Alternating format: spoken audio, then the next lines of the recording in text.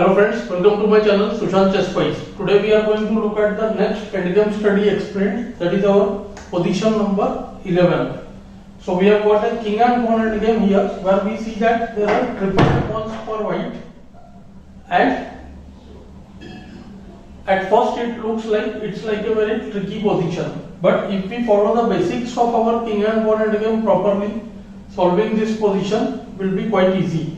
We have learned from all our king and pawn endgame topics that the king should try to be ahead of the pawn and we should try to take the opposition. So based on just these two factors also we can win the position very easily.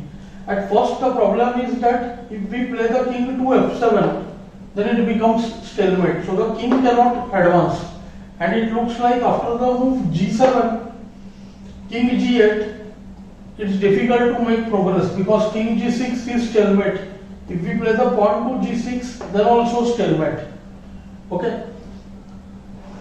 But white will use the concept of sacrifice to take the opposition again and again.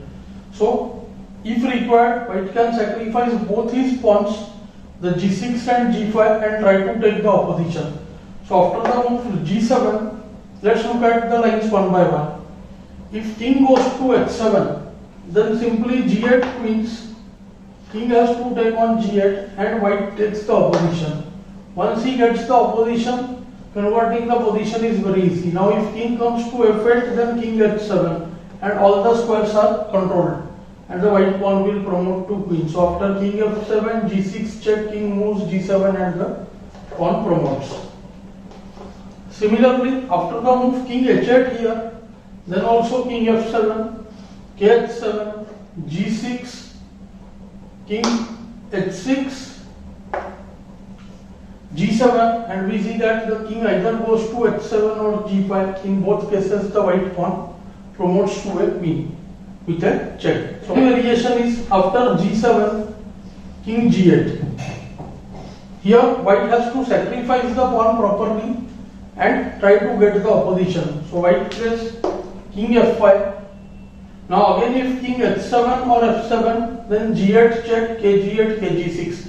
We reach the same position. So king g7, g6, king f8 allows white to take the opposition by king f6.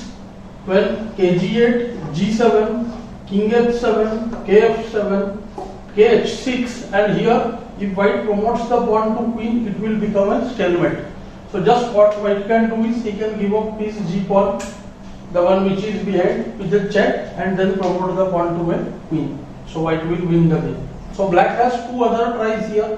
One, he can play the move king h6, after which again he is setting a trap. If king moves to f6, then it's a stalemate. White will use the same technique, g7, force the king to take on g7 and play kg5. Once the king gets the opposition, we see by force now the king will reach the 6th rank. After king h7, king f6, king g8, kg6, kh8, kf7, kf7, g5, and white will be able to win the game. Just we have to note that whenever it's a knight pawn, we cannot push the pawn to g6 right now because of stalemate.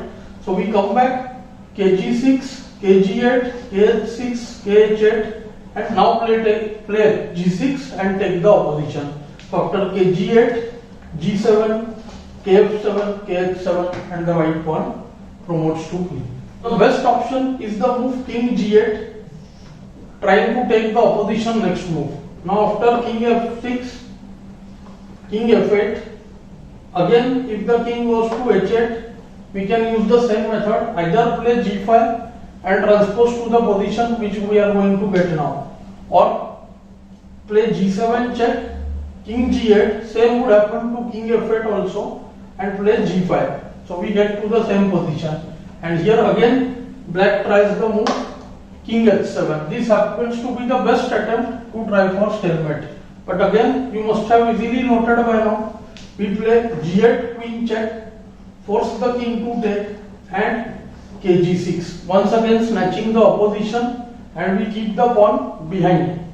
So after the move king h8 now, king f7, kh7, g6, and this time the pawn will promote easily, kh6, g7, kg5, g8 queen, king f5, and we know king and queen can easily checkmate the king. So this position was all about the basics of king and pawn endgame, where we used the concept of opposition, the sixth rank, and keeping the king ahead of the pawn in mind. I hope you are finding these lessons useful. Do like, share and subscribe the channel. Thanks for your time.